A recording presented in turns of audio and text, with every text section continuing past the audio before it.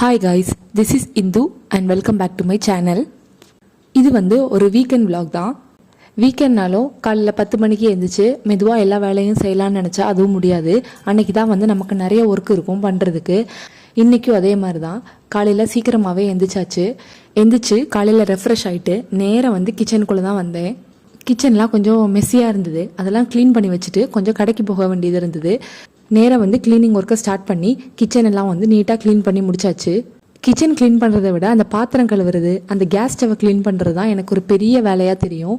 அதை அவ்வளோத்தையும் க்ளீன் பண்ணி முடிச்சிட்டோன்னா எதையோ சாதிச்ச ஒரு ஃபீலிங் வந்து கிடைக்கும். அதை அவ்வளோத்தையும் நீட்டாக க்ளீன் பண்ணி எடுத்து வச்சுட்டு குளிச்சுட்டு பிரேக்ஃபாஸ்ட்டு சாப்பிட ரெடி ஆயாச்சு.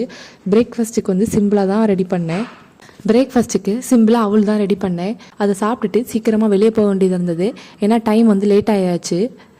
வெளியே போயிட்டு வரும்போது தான் சிக்கன் ஆகுது மட்டன் ஆகுது ஏதாவது வாங்கிட்டு வரணும். அப்படியே டக்குன்னு சாப்பிட்டுட்டு நானும் வெளியே கிளம்பியாச்சு.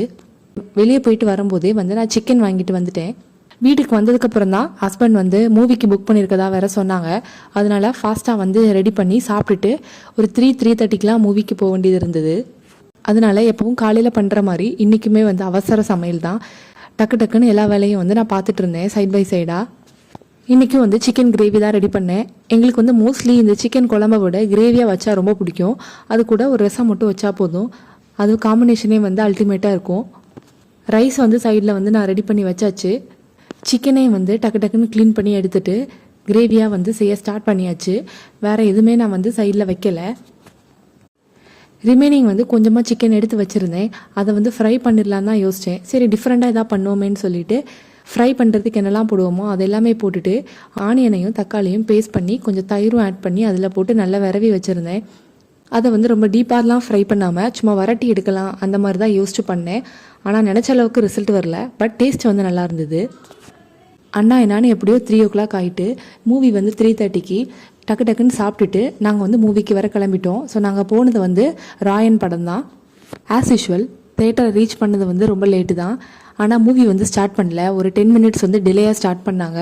அதனால தப்பிச்சோம். ஸ்டார்டிங்லேருந்தே மூவி பார்த்தோம். மூவி பார்த்துட்டு வெளியே வரும்போது 6:30 ஆச்சு.